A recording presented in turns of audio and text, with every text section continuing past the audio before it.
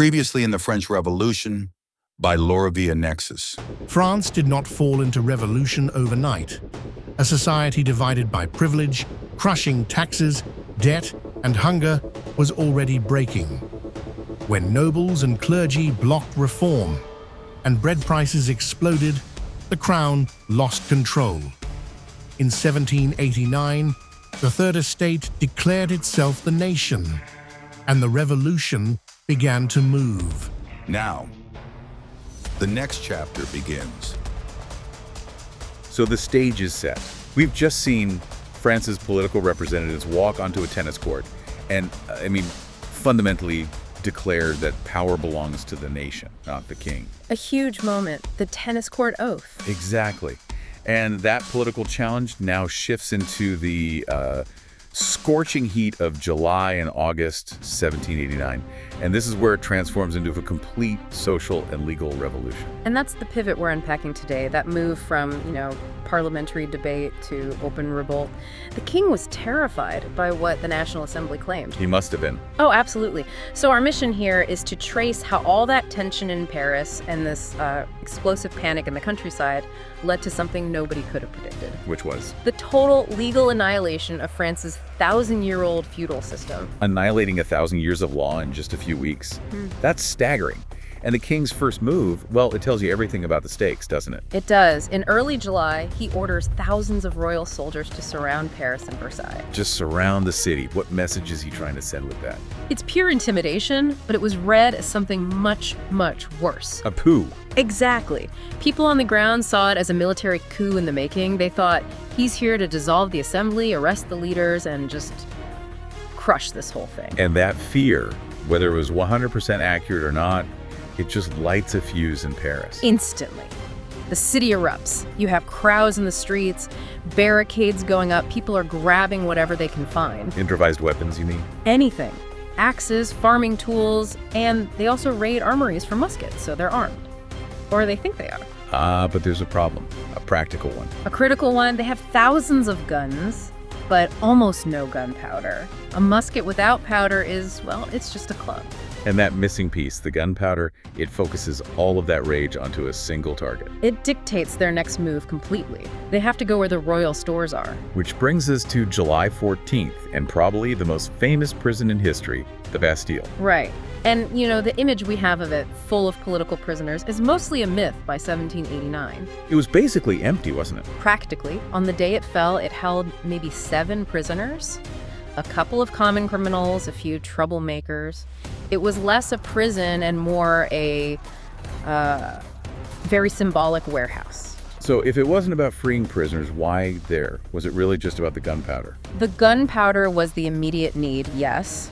But the reason they chose the Bastille over any other depot is that symbolism you mentioned. It's what it represented. It was the physical embodiment of the king's arbitrary power. Think about the lettres de cachet, these royal warrants that let the king imprison anyone indefinitely with no trial. Just make someone disappear. Precisely. It was a monument to tyranny, so thousands march on it. They demand the gunpowder, negotiations break down, shots are fired, and the crowd just surges forward. A bloody, chaotic fight.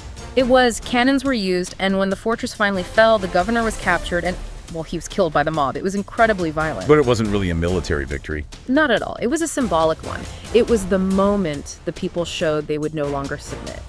And the news of it, it just terrifies the monarchies of Europe. They suddenly realize what the people are capable of. And the consequences in Paris are immediate. Yeah. The whole balance of power just shifts. Completely. The first thing is Louis VI has to back down. He's forced to formally recognize the National Assembly. Yeah, the troops he sent. They retreat. It's a total humiliation for him. And in the city, to control this revolutionary energy, they create a new body. The National Guard. The People's Army, not the King's. And with it comes a new symbol, the tricolor cockade. The blue, white, and red. Blue and red for Paris, white for the monarchy. It's a message. Ah. The king is now under the authority of the people. Paris is no longer his city. It belongs to the nation. Exactly. So that's Paris.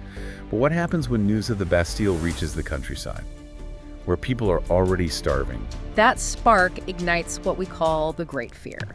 Rural France was already a powder keg. Bad harvests, bread prices through the roof. The news from Paris brings, well, not confidence, it brings catastrophic panic. What were they hearing? What were the rumors? They were terrifying, even if they were untrue. The big one was the fear of brigands. Mercenaries, right? Yeah, mercenaries supposedly hired by aristocrats to burn the fields and starve everyone into submission. They were convinced a revenge attack was coming. It's the fear that drives the revolt. They attack first. Preemptively. And this uprising sweeps across thousands of villages. But their targets are very specific.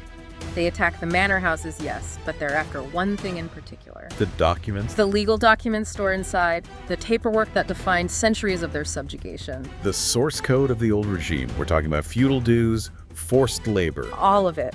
The rents they had to pay the lord, the forced unpaid labor, the fees to use the lord's mill or oven. By burning those documents, they were trying to burn away the debt itself.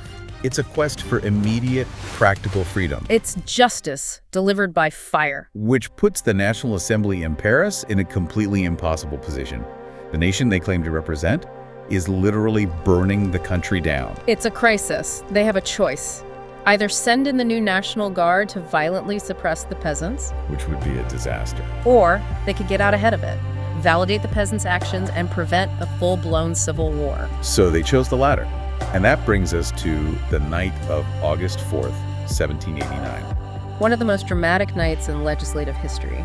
The deputies are horrified by the reports from the countryside. So in this late-night session, noble deputies start standing up one after another and renouncing their ancient privileges. Some out of principle, others probably out of fear. A mix of both, for sure. But they start dismantling the entire system piece by piece. What specifically gets abolished? They end the hated seigneurial dues, the forced labor, the exclusive hunting rights for nobles. They get rid of the special tax exemptions. So everyone pays taxes now. Everyone. And, maybe most importantly, they sweep away the legal superiority of the First and Second Estates. And in its place. They make a declaration that changes everything. For the first time in French history, they state that all citizens are equal before the nation. That is the legal death of the Ancien Régime. Achieved by a vote, not by a battle. So when you put it all together, the attack on the Bastille, the Great Fear, it's this amazing synergy between street action and legal action. It really is. It shows the incredible speed of a real revolution. Within weeks, the people proved they could destroy ancient power structures, both physically with the Bastille and legally with the vote on August 4th. And so we'll leave you with this thought. They did it. They cleared the stage. They broke the monarchy's power and destroyed the old social order. But in doing so, they created this enormous, dangerous power vacuum. The nation is now legally equal, but who actually rules? What comes next? And that uncertainty, that void, is where the real turmoil of the French Revolution truly begins. Subscribe for the next part. Rights and Early Reforms.